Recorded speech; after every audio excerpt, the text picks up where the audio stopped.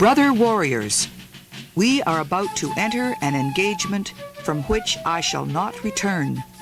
My body will remain on the field of battle.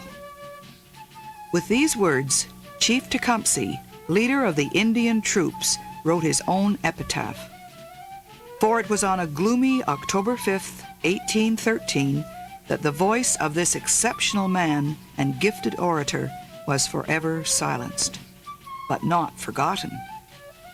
It was only 80 years later that a bill was presented to the House of Assembly of Upper Canada naming a new township in the county of Simcoe.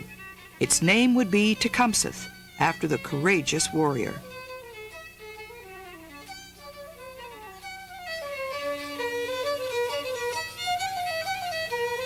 Tecumseh, or Tecumseth, means one who moves quickly from one place to another. How fitting are these words of those who came to make a life for themselves and their families in this picturesque township in the Nottawasaga Basin southwest of Lake Simcoe. Its history is one resonant with stories of ordinary people meeting extraordinary circumstances, forging for themselves a new existence from a wilderness grown out of an ice age and its reverberations. From the indigenous peoples who inhabited the region for thousands of years to the pioneers that settled the area, all have come to shape the land and the history that have given rise to the present town, New Tecumseth. With the retreat of the glaciers of the last ice age, meltwaters flooded vast areas of Simcoe County, creating what geologists now call Lake Algonquin. With time, the lake receded, and in its wake a landscape of great biological diversity and beauty developed. It was to this evolving world that the first inhabitants were attracted. Little is known of the first peoples, but archaeologists believe the area was first inhabited between 8,000 and 6,000 BC, with some settlements in the years up to the 1600s.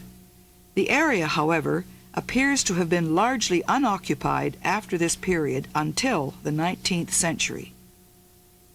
In 1818, the land was ceded from the Indians, and in 1819, the surveyor, Gabriel Lount, began to mark out the 68,500 acres of Tecumseth Township.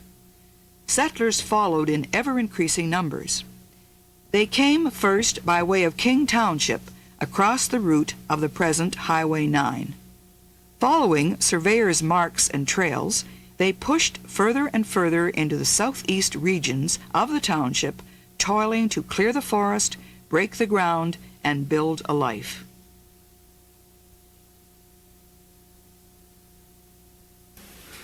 In the year 1822, we removed to Tecumseh, that was then quite new.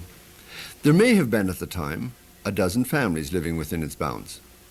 They were scattered and had small improvements and corresponding houses and shanties to match. Now, the settlement of a new township is particularly interesting to every person engaged therein. His hopes and fears, disappointments and successes follow one another in such rapid succession, joined to hard toil and severe labor and exposure to all weather. When these words of the Irish immigrant Richard Rourke were written, settlement was still young in the new township. It would be over the next 70 years that Tecumseth was to evolve, forming vibrant communities filled with the fervent spirit of the first pioneers. Dunkerron was the first hamlet on the Tecumseth West Gwillimbury town line, the current Highway 27. On the north side of the third concession, Lot 24, Peter Doyle built his first house, a two-story brick house complete with a bake oven in the basement. Across the road from him was his friend Henry Nolan, the first wagon maker. Both were Quakers, members of the Religious Society of Friends. A number of these experienced pioneers were second-generation Canadians whose families had originally populated Pennsylvania and New York State and had emigrated north to Upper Canada. On land donated by Doyle, the Quakers built a meeting house, which was dismantled in 1919. Now there is only the cemetery and an historical plaque as testaments to the pioneering role of these people. On the West Gwillimbury side of the town line, a number of Irish immigrants from Armagh came together in community, building for themselves and their Quaker neighbors a school to the east and a post office that thrived from 1884 to 1915. They also constructed a Methodist church, which still stands among the old gravestones. Little of Dunkerron's commercial past exists now. Good farms and pleasant houses tell today's story. Settlers, following the paths of those who had gone before, moved into Tecumseth, spreading out along the 3rd, 4th, and 5th concessions. Adna Penfield, a farmer from Connecticut, was one of Tecumseth's first settlers. Around his land on Concession 4, Lot 18, grew the small hamlet of Pennville. In the 1830s, the crossroads of the 5th concession and the recently created Side Road 18 held one of the most enterprising communities in the township. There were houses, stores, shoemakers, carpenters, a tavern, and an Orange Hall, a reminder of Protestant Irish roots. By the 1840s, the fertile lands wrested from the forest were beginning to provide surplus crops.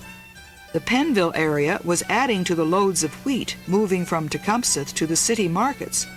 The village was growing and gaining a name for itself. When a site was needed for the first township hall, Pennville was chosen. It was at this hall that orator William Lyon Mackenzie spoke during a political meeting in 1837, the year of the rebellion. By the 1870s, the town boasted the Wesleyan Methodist Church and great plans for the future. That was until 1877, when the Hamilton and Northwestern Railway ushered in a new era for Tecumseth. On its northerly route through Tottenham, Beeton, and Alliston, on its way to Collingwood, it bypassed Pennville. Just as the railway was instrumental in opening up these other communities, it spelled the end of continued prosperity for Pennville. Without the railroad, the hamlet eventually grew silent. Today, only faint reminders of its once dynamic past remain. As Yonge Street, the government road, improved, people gradually moved into Tecumseth through West Gwillimbury, along the 6th and 7th concessions to the town line. It was at the junction of the present Highway 27 and 88 that the hamlet of Bondhead was born. It was named in 1837 for the Lieutenant Governor of Upper Canada, Sir Francis Bondhead.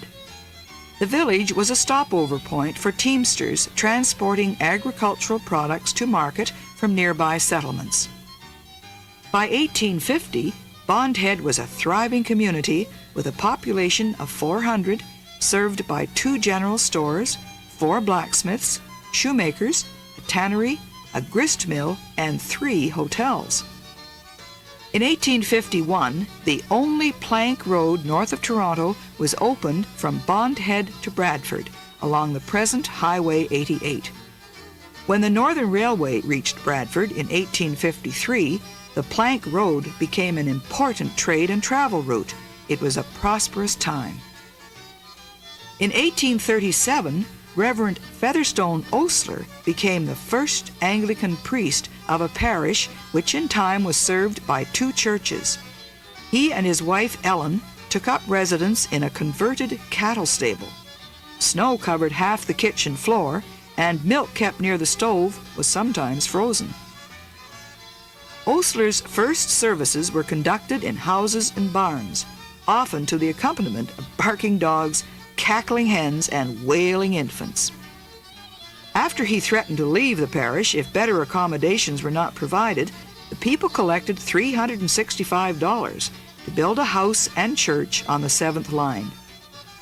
It was here, in their cottage on the hill, just half a mile west of Bondhead, that their 8th child, a boy, was born in 1849. Because of the date, July 12th, he was named after William of Orange. The lad had a stormy elementary education and went on to excel at university and as a physician and pathologist, and became one of the most influential pioneers of modern medicine. Only a cairn remains near the location, marking the birthplace of the world-renowned physician Sir William Osler. A frame structure, St. John's, an Anglican church on the 6th line, was built by 1837. It served for over 40 years, and when the present brick church replaced it in 1881, the elderly Reverend Featherstone Osler revisited Tecumseth for the official opening. The Oslers had been joined in this same year by other members of the English gentry. The prosperous times of the mid-1800s is evident in some of the heritage buildings that still remain. Squire Joseph Williams' Regency Cottage, similar to the Osler Rectory, may have been designed by John Howard, the architect of Colburn Lodge in Toronto's High Park. The home on the 7th line has been designated and plaqued as a Tecumseth-Lacac heritage site. Squire Williams' son-in-law, Alexander Gaveler, built a 16-room, 2-story frame home complete with ballroom and servants' quarters. This home still commands a scenic view of Bondhead. In 1885, the church which developed on the 7th line was moved on rolling logs to Bondhead. In 1833, John Kurzweil purchased his 200 acres for £75 from the Canada Company. He built a water-powered sawmill as he cleared the forest and a Georgian-inspired 2-story brick dwelling house. His descendants have gained international recognition in the breeding of Holstein cattle. The Brazel name appeared in Bondhead in 1822. By 1835, they were in possession of the 3 corners of the hamlet. About 1845, Patrick Brazel built a fine 2-story brick house. Following a 20-year restoration period, this home has recently been designated an historic property under the Ontario Heritage Foundation. Another restored building, the Orangemen's Meeting Hall, was moved to a new site behind the Brazel House and now serves as a cabinet-making shop. The preservation and restoration effort of individual residents is well illustrated by these 2 beautiful heritage buildings. In the late 1800s, 2 separate fires ravaged the north and south sides of the main street, destroying all the original frame buildings. The Simcoe House escaped the fire and still remains as one of the 2 surviving buildings which were originally hotels. The post office remains as one of the chief meeting places where people gather to exchange news and gossip, just as they did in their first post office in 1837. Well, my first memories were of the storekeepers and that were here at the time. We had 2. One storekeeper was here for years and years. His son took over the business and he carried on then too. And the other store across the road was just the same way. They were very friendly. One storekeeper, even in order to help people out when the telephone was first brought into this district, every town had a different phone, like Beeton, Cookstown, Schaumburg, and Bradford. That was the 4. So he put 3 of the phones in at his place, and a big portion of his time was taken up conveying messages that you'd phone to him to call somebody else on the other phone, and he would convey the message to them. You could phone them by going through Central, you see, or a long distance, but it was going to cost you 15 or 20 cents to phone Beeton. So back in those early years, the 15 or 20 cents was better in your pocket if he would convey the message. So this is what he spent a great deal of his time doing instead of waiting on the store.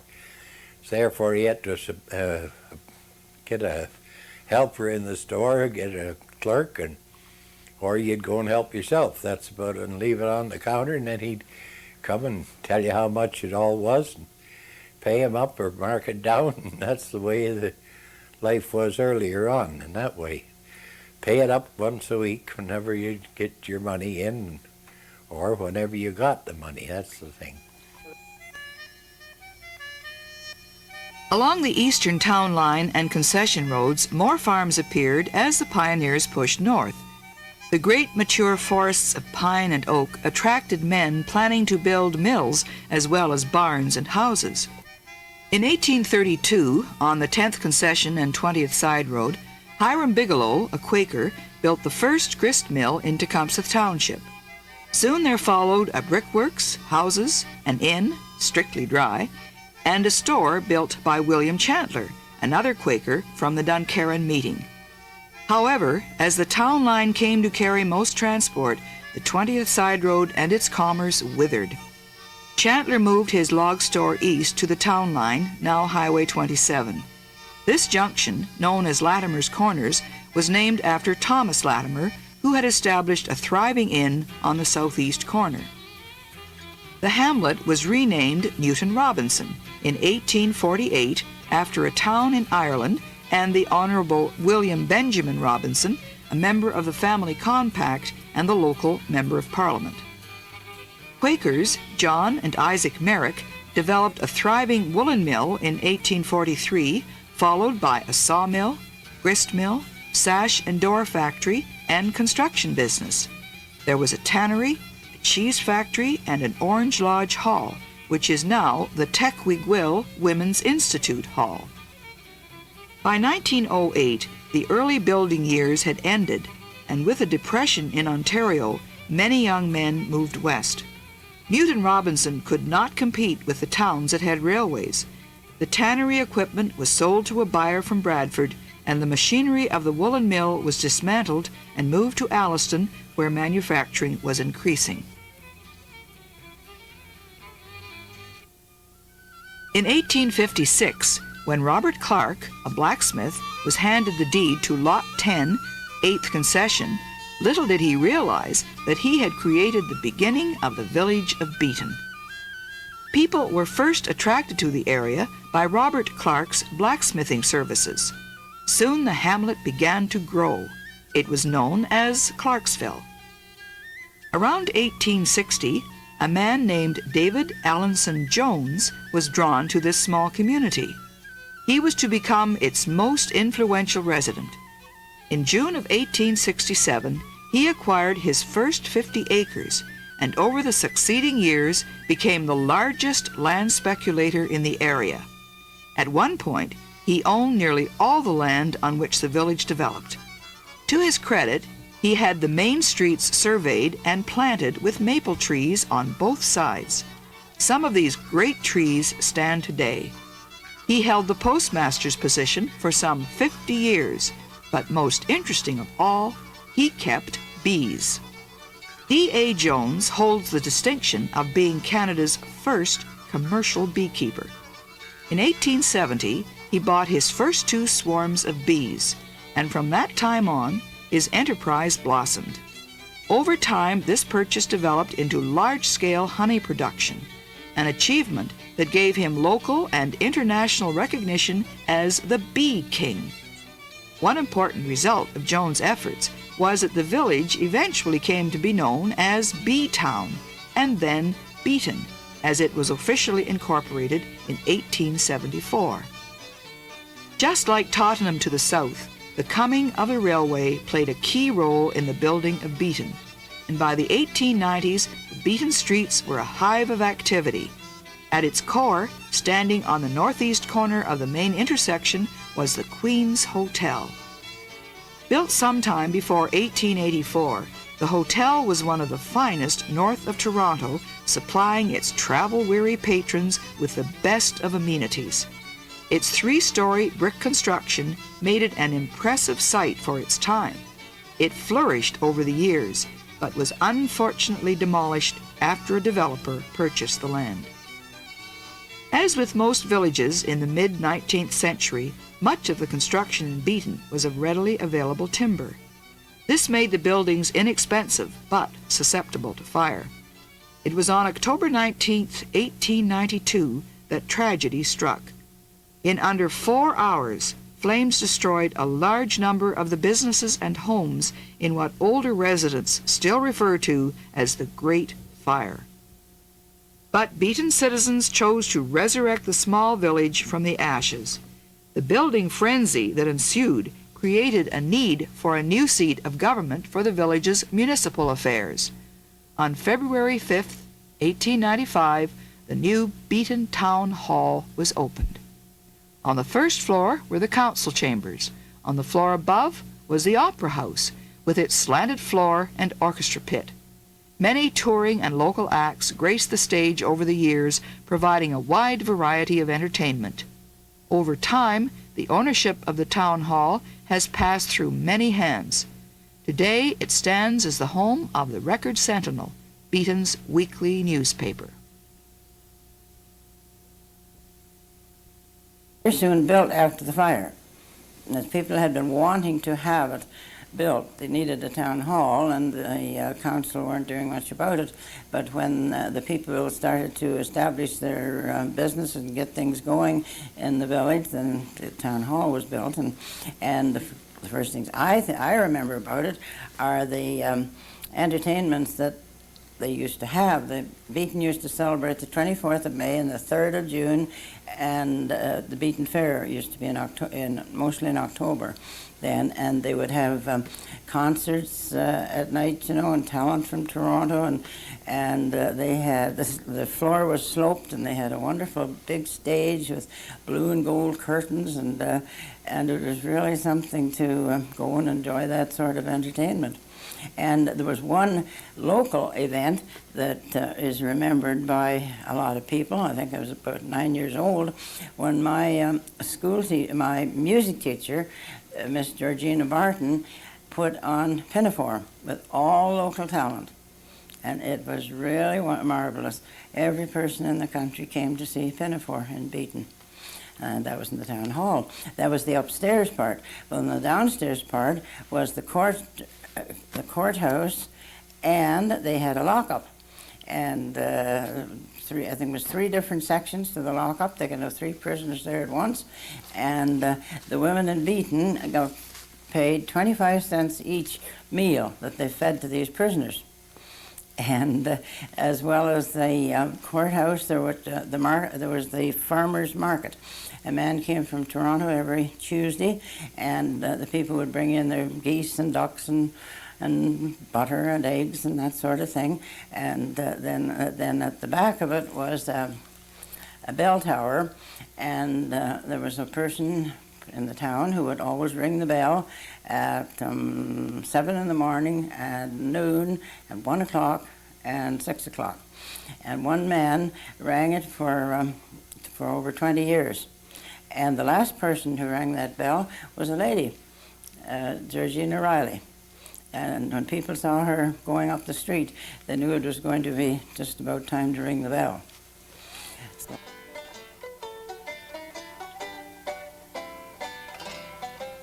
It's believed that Tottenham, an hour's walk from Beeton, was named for Alexander Totten, a farmer who arrived in the area around 1825 from Ireland. Alexander retired in a Georgian-style home in the hamlet and remained until well after the incorporation of the village in 1884.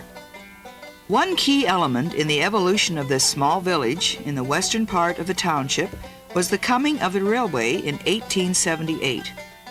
Tottenham might very well have disappeared had it not been for this single formative event in its history.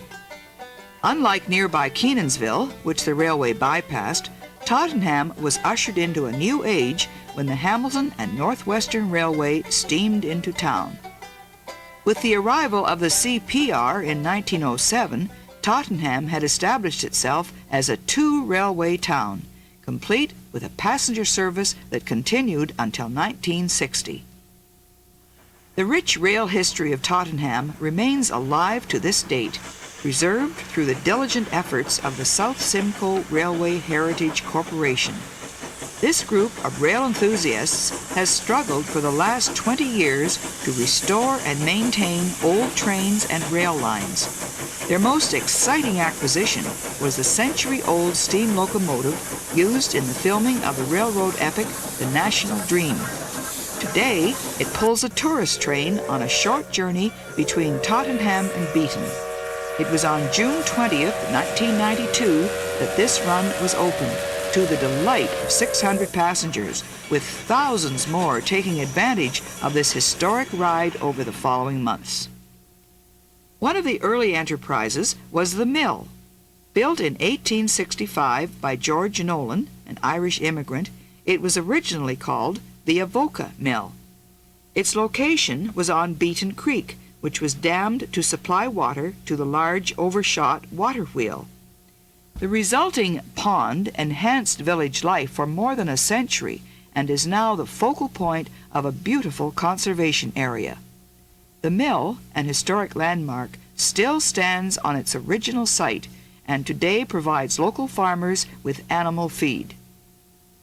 4 years after its incorporation, Tottenham's tree-shaded streets boasted a wide variety of industries and businesses, including a hardware store, a furniture factory, a bank, a foundry, 8 general stores, and 2 hotels. The Maple Leaf Hotel at the northwest corner of Mill and Queen Streets was a marvel for its time. Finished in 1886, this 3-story brick building was equipped with hot air heating, flush toilets, gas lighting, and a water system designed by its owner, M.J. Casserly. These were the glory days for Tottenham, a time of great growth and prosperity. Unfortunately, the succeeding years were not as kind to the village. In 1895, a devastating fire started by sparks from the foundry destroyed 80 businesses and homes in the southern end of town. Even the help of the Beeton and Alliston fire departments couldn't stop the destruction. Nearly 60 years later, Hurricane Hazel swept out the mill dam, leaving barely a trickle. And in 1983, a major part of Tottenham's past was erased when the Maple Leaf Hotel, operating as the Tottenham Inn, was leveled in a spectacular blaze. Much of the town was rebuilt after the 1895 fire, and the dam quickly repaired after the 1954 storm. But time and changing economics had begun to take their toll on the village. With the Depression and the switch from rail to trucking as a key part of transporting goods, Tottenham began to shrink, eventually reaching a population of only 822 in 1968. Recently, however, new industry and residential property development related to the town's commuting proximity to Toronto revitalized the village. Today, some 3,500 residents enjoy the pleasant small-town community atmosphere which the village provides. It was October the 15th, 1954, when Hurricane Hazel hit us. And, of course, we didn't realize it was a hurricane, but we knew there was torrential rain, and the sound was just terrible. I remember when they phoned my husband to come quickly, that the dam had gone. You couldn't hear it. You couldn't hear on the telephone. And the operator, of course, there was a hand operator, you know, a switchboard operator, and our number was 20. And she got on the line and explained to him that the dam had broken and he must come right away. And he went, and a little house at the foot of the dam was washed away, and there were a man and his 2 sons in it, and the 2 of them got out, but the other fellow went with the building, and it went a whole concession in the flood, and actually he got caught up in a tree and was saved, and they got him out all right, and so we didn't have a death in town at all, but we were without the pond for a good 3 or 4 years but they spent the time cleaning the dam out, and the bottom of the pond was full of logs, and they cleared it all out. And so after it was, the dam was rebuilt, why, we had good swimming.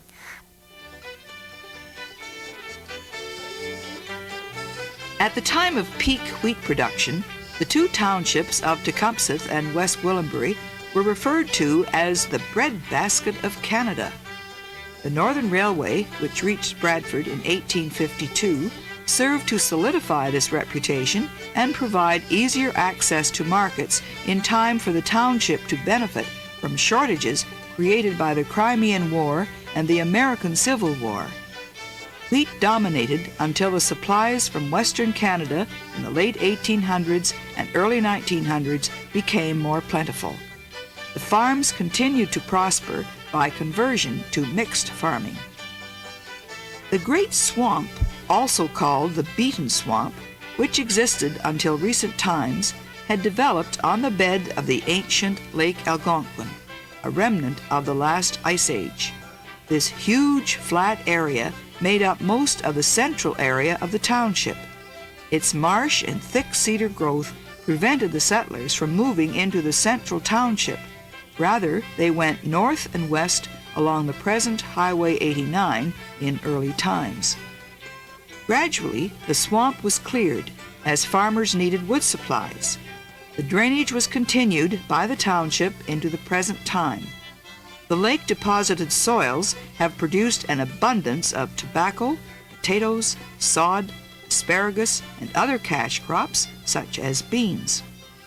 Farming has, of course, always formed an integral part of the development of the township. From the dairy farming and cash crops of the uplands in the south to the beef and hog production of the northern uplands to the yields of the swamp, Tecumseth farming has had a history as varied as the landscape that has produced it. I enjoyed plowing with a single plow and my team of horses that I loved very much. And I never loved a tractor like I did the horses. And then the tractor came, and I was very healthy up till that point, and then I had back trouble once I started with the tractor, the vibration of the implement, you know. But it done the work so fast. What happened was labor was the whole thing. So many young farmers, their sons went to manufacture because they could get far more wages than we could pay. And the tractors took the place of these young people that went into cities and into the manufacturing industries. In the last 40 years, it's gone from being more mixed to a more specialized, where instead of the mixed aspect, people have specialized in one area, whether it's been in cash cropping or in dairy farming, where they've, you know, just strictly milk producers or beef farms, and that's basically it's changed a lot that way. And the farms have become more modernized, a lot more with the introduction of computers and that.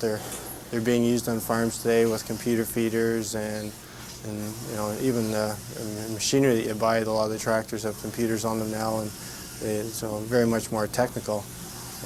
I think the future of the family farm is good. Most of the farms are still basically family farms. It's just that the size has increased. You know, the overall operation is increased in size, but I think the whole backbone of the township has been the family farm, and I can't see that really changing in the future.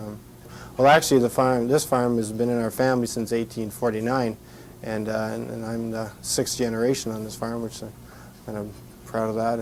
And it's, you know, it started off, you know, when they first settled it, they settled it for the timber that was on it, and it's been cleared, and you know they grew the crops and had the mixed operation. Well, it's been about the last 35 years, I guess. We've kind of concentrated more on dairy, and we've been strictly a dairy operation since then. Well, we do sell a bit of cash crop, but we're basically strictly in dairy.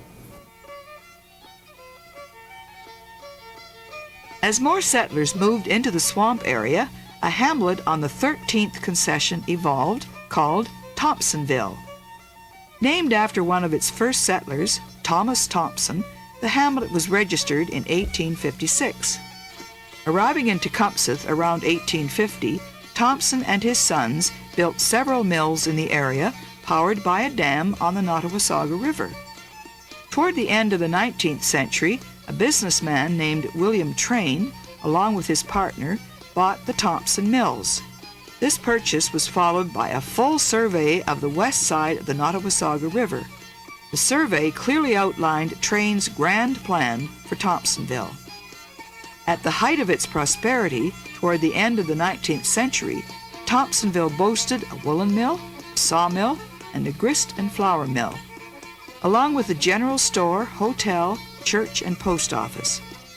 It was during this time that Margaret Grant lived in the hamlet and married William Banting. They became the parents of Sir Frederick Banting, co-discoverer of insulin. Thompsonville's mills and other enterprises would eventually be absorbed by the nearby town of Alliston, leaving behind the rural tranquility of today. With continuous growth northward, more settlers came to the township. One was an English immigrant, William Fletcher, who came to Lot 15, Concession 3 in 1821. Fletcher worked on Toronto area farms until he was able to afford his own.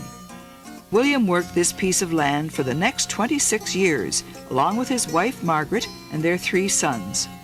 William and his eldest son, John, struck out in search of a site on which to build a mill. After a few attempts, they discovered a site in Essa Township, Lot 1, Concession 1. The land they found was flat, swampy, and inhospitable. But to William, it meant opportunity. He was interested in the water privileges of the land and gambled that the swamp, in the near future, would become productive. He proved himself right, for this settlement, which came to boast over 1,200 acres, a sawmill, and a grist mill, grew to be the town of Alliston. It occupies the corners of 4 townships, Essa, Tosserantio, Agila, and Tecumseth. In 1849, the Fletchers built a frame residence which remained in the family for many years. After the naming of Alliston in 1856, the house held the first post office with William's second son, George, as postmaster. By the time Alliston officially became a town in 1891, schools, churches, and a railway were all part of everyday town life. It was in that same year that the town saw its first real setback. Like the history of so many Tecumseth villages and hamlets, Alliston suffered a great fire. On the afternoon of May the 8th, the inferno which started in the stables of the Queen's Hotel spread quickly. When it was over, the fire had reduced 30 acres of the town to smoldering ruin, leaving many families homeless and a majority of the businesses destroyed. Because it was a significant center for agricultural services, Alliston had to recover fast. Waterworks were installed, a town hall built, and fire protection improved. Just after the turn of the century, the CPR rolled into town for the first time. With it came a pride to the community and a business spirit which continues to flourish to the present. With the outbreak of the First World War, the failed farms on the sand dunes north of Alliston became the site of Camp Borden. This made a great impact on the social and economic life in town through World War II and even modern times. Today, Alliston is a modern, progressive community and agricultural service center attractive to large industries like Honda and numerous other activities in need of good access to transport and an industrious workforce. Alliston is indeed the leader of the new town of New Tecumseth. At one point we had a bridge go through with a tank from the base. It was Camp Borden then. And the council and mayor got quotes on building a new bridge and repairing, etc. And they thought they were all too high, so they went out and they bought the material themselves, and they built the bridge, all with volunteer help. It was all repaired and replaced. And that was the community way to do things. The local arena was built the same way. There was only one paid man on that job, and you would see everybody in town doing a little bit. I can remember the Roman Catholic priest painting seats, and the minister, one of the ministers, I think it was from the Presbyterian Church, he was helping nail the boards up for the hall up in the arena. So everybody chipped in to do the work. 1991 marked the formation of a new amalgamated town in Simcoe County, announced by the province of Ontario. By January 1st, 1992, it had chosen a name for itself, New Tecumseth. It includes the old township of Tecumseth from Highway 9 to Highway 89. On the east is the newly amalgamated municipality of Bradford West Gwillimbury, which now takes in Highway 27 and the communities and lots adjoining, formerly in Tecumseth. Adula remains, its borders unchanged, to the west. New Tecumseth retains the three communities of Tottenham, Beeton, and Alliston, and a growing population of 20,300. This has always been a rural community. The towns that have established in the villages, the village of Tottenham and Beeton, basically the farmers went into these urban centers to sell their wares or have them delivered by train to the markets in Toronto. I think in the last, probably since about 1970, like other areas of the province, this has become a bedroom community for Toronto. People come up here for various reasons, but I think a lot of them are getting away from the big city life. They like the slower, rural, rustic appearance, and they like to be able to work in the city and come home to a little bit of sanity.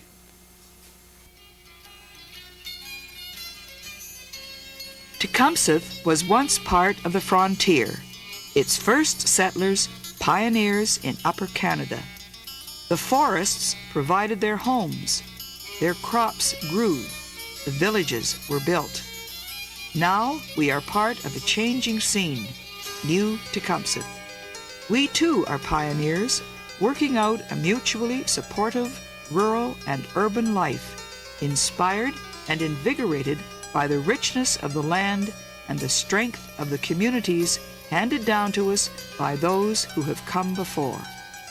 Our past is the heritage the present preserves and passes on to the future. The challenge, then, is to preserve our heritage and land, planning our changing town with sensitivity, intelligence, and integrity. Our town of New Tecumseth, the new town with a long past.